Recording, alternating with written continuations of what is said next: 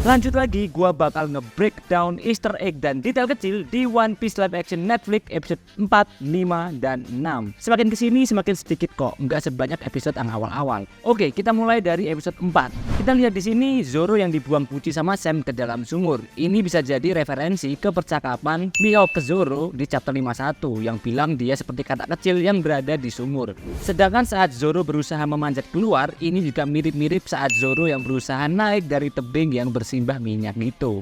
Habis itu lanjut ke opening title-nya. Kita bakal lihat simbol nakama Zoro dengan 3 pedang dan bandananya, dan huruf I-nya diganti sama pedang Wado Ichimonji. Gak lupa aksen hijau khasnya juga jadi latar belakang warnanya. Pas adegan ini, Helmeppo bilang Morgan udah kebunuh Kuro. Di sini nggak dijelasin gimana Kuro bisa masih hidup. Kalau di manga animenya kita tahu kalau Morgan itu dihipnotis sama Django, dibikin seolah-olah dia udah menangkap Kuro. Padahal yang ditangkap anak buah Kuro yang dimiripin sama Kuro. Lanjut pas adegan flashback, kita bakal lihat lambang Shimotsuki di situ ya, entah di bendera atau di bajunya Koshiro Sensei. Terus adegan Zoro nantang Kuina juga udah jelas banget diambil dari source materialnya. Habis itu lanjut adegan duel Kuina sama Zoro juga di sini beberapa blockingan dan shotnya sama, mirip yang ada di manganya. Gokil. Bedanya kalau di sini itu siang, di manga animenya pas malam di bawah sinar bulan. Nah, di sini ada penampakan jam nih yang dibikin di East Blue gitu. Ada tulisan Vivere, Ridere, Amere dari bahasa Italia yang artinya live, love, sama love. Gue nggak tahu apa hubungannya sama source materialnya, tapi ini trivia yang cukup unik. Lanjut lagi, pas rencana mereka udah berjalan, outfit Pucci sama Sam di sini berubah. Mereka pakai outfit yang dimiripin sama source materialnya. Nah, pas adegan ini, Kuro nangkap Kai sama Nami itu mirip sama yang ada di panel manga pas dia ngancem Pucci sama Sam. Terus pas saat ini kita bakal lihat sekilas penampakan kapal Oro Jackson nih. Sama sebelahnya ada kapal bajak lautnya Black Cat ya. Terus yang bingung sama adegan ini tuh nunjukin kalau Luffy menang taruhan dari Nami soal gimana dia bisa dapat kapal dari Kaya. Taruhan yang mereka bikin di episode sebelumnya. Oke, lanjut. Di sini mereka ngasih nama Going Merry karena untuk menghormati kematian Merry. Sedangkan di source materialnya si Merry itu masih hidup dan kapalnya emang udah dikasih nama itu. Di sini juga udah jelas kalian bakal langsung nyantol sama lagu We Are ya, mengiringi Going Merry yang berlayar untuk pertama kalinya. Wah, nostalgia banget dah. Di sini Zoro juga udah ganti outfit, sekarang dia pakai outfit yang diambil dari chapter 28 nih. Terus di sini Usopp juga ngasih Jolly Roger-nya. Ini mirip kayak di source materialnya, barengan sama yang Jolly Roger Luffy kemarin. Ini dibedain ya, punya Luffy dibikin duluan di episode 3. Itu biar bisa nyambungin plotnya lebih ngalir di live actionnya. Jadi emang beberapa perubahan itu mau nggak mau harus ada, karena ini dua media yang berbeda, live action sama anime atau bahkan sama manganya. Termasuk di sini Garp sebagai kakeknya Luffy juga udah di-spill, dikasih tahu duluan. Padahal kalau di source materialnya kita bakal lihat Garp kopi Helmeppo itu muncul lagi jauh di post Enies Lobby ya. Nah, terakhir detail petanya kebuka lagi. Ada Mirrorball Island, terus di sini kacamata Kuro, Shimotsuki Island, Kumate sama Six Seas juga lebih jelas, dan peta East Blue perlahan makin ramai sama detailnya. Itu tadi Easter egg di episode 4 ya. Kita langsung lanjut lagi ke episode 5-nya. Di sini dilihatin detail peralatan navigasinya Nami. Alat ini gue nggak tahu namanya, tapi ini referensinya gue cari dan ada di anime episode 131. Mirip kan? Opening title-nya sekarang pakai punyanya Zeff, Jolly Roger-nya Zeff. Huruf I-nya diganti sama kaki kayunya. Habis itu kita bakal lihat kemampuan sniper Usopp karena dari jarak yang jauh aja dia udah bisa baca tulisan Baratie. Nah, pas mereka masuk ke Baratie nih, sekilas kita bakal lihat ada lukisan di kanan tuh. Itu adalah lukisan kepulauan Sabaody ya. Terus gue juga bakal bahas outfit mereka. Di sini Luffy pakai outfit yang diambil dari Color Spread chapter 28. Zoro pakai outfit yang masih normal, Nami pakai outfit yang sama di Asparatis, sedangkan Usopp gue nggak tahu nih ya diambil dari outfit mana, gue belum nemu nih. Terus kita juga bakal lihat karakter Patty di sini ya. Desainnya juga mirip, serambut-rambutnya warnanya juga mirip ya. Nah, ini Sanji masak bluefin saute pakai ikan elephant tuna gitu. Yang mana ikan itu ikan yang dimention dan dimasak Sanji juga di Lockdown nanti ya. Di resep bluefin saute juga ada tuh di buku resep masakan Sanji. Gak kelupaan di sini kita juga bakal lihat chef pakai topi panjang khasnya ya. Lanjut di sini kita juga bakal ketemu sama Kapten Full Body sama mbak-mbak yang diajak ngedit itu, yang sekarang lagi gelut sama salah satu bajak laut, yang mana itu bajak laut yang ada di akhir Arch Full Peak Island. Kayak gini penempakannya. Nah, di situ juga Sanji nge-mention soal Wine is Bugelstein ya yang udah kita lihat di episode 3 kemarin. Terus pas Luffy pesan susu itu juga bisa jadi referensi ke Luffy yang suka susu dikasih sama Shanks di chapter 1. Ini ada yang beda sih, ada yang ngasih susu, ada juga transit yang ngasihnya jus. Tapi ya it's okay lah, ini tetap ngereferen ke situ pokoknya.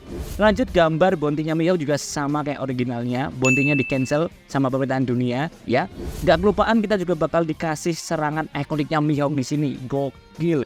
They do exact justice for Mihawk, or even better lah. Oh ya, kapal ini juga mirip ya sama persis kayak kapalnya Dawn Creek. Bounty Dawn Creek dan nominalnya juga sama kayak source materialnya, agak sederhananya. Nah, terus tampak di samping bawah Dawn Creek itu ada karakter Per yang udah tergeletak. Tapi gue seneng sih Dawn Creek dikasih jatah muncul di live action. Udah lebih dari cukup lah.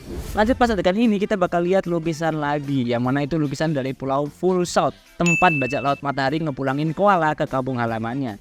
Terus pas shop minum itu desain wadahnya kelihatan ada banyak gambar Sea King di situ ya, kalau kalian perhatiin, oke?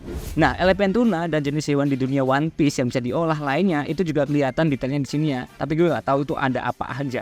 Lanjut, di sini Sanji ngasih tahu Luffy soal impiannya mencari All Blue. Bedanya kalau di live action ini diambil di dapur, sedangkan di source materialnya itu di bagian luar Barati dan setelah ngelawan Dawn Creek.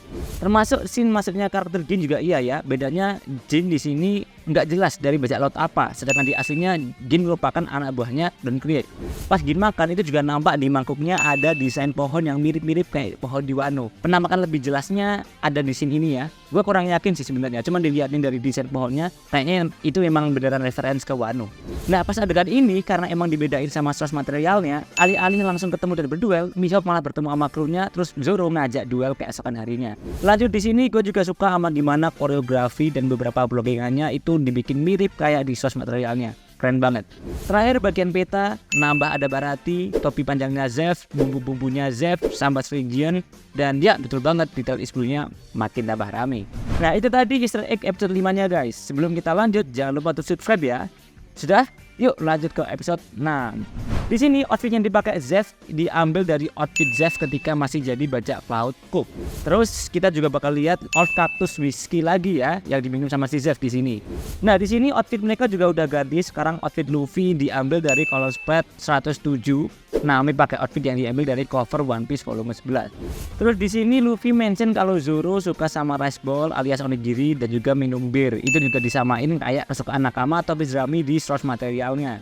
Terus gue suka keputusan mereka yang ngebikin Zeff makan kakinya buat bertahan hidup.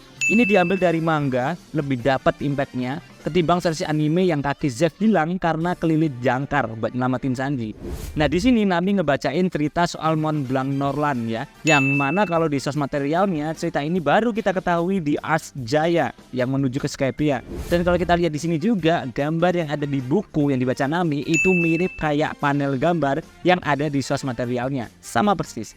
Nah, ini bapak tua ini juga diambil dari karakter yang lagi makan juga di Baratie, muncul di chapter ini nih. Nah, ini dia yang gua sempat mention di episode 3 kemarin. Kuping Buggy itu sembunyi di topi jeraminya Luffy. Makanya di episode 3 gua nyari bukti nih kuping kanan Buggy itu udah ada atau enggak ya. Oh ya, for your information, kekuatan Buggy di sini itu agak beda sama yang ada di source materialnya ya. Kalau yang original itu kan kekuatan Buggy ada batasnya, jaraknya, dan kakinya juga harus napak di tanah. Di sini masih rancu tuh, ambigu. Makanya kenapa bisa kuping Buggy itu sejauh itu. Lagi-lagi ini dibuat untuk koherensi cerita sih, biar gampang nyambungin antara plot ke plot lainnya. Ingat, kapasitas live action nggak bisa dimiripin 100% sama versi anime atau manganya. Terakhir, detail di peta, sekarang di bagian Barati udah bukan topi Zeff, tapi peralatan masak Sanji. Ada sebelahnya juga ada Oikot Kingdom. Jadi itu tadi easter egg dan detail kecil yang mungkin kalian lewatin di One Piece live action Netflix episode 4, 5, dan 6. Apakah ada easter egg yang belum gue sebutin? Langsung aja komen di bawah ya. Oke, video berikutnya jadi video terakhir yang gue bahas breakdown episode 7 dan 8. Jangan lupa untuk subscribe, like, dan komen. See you in the next video and bye.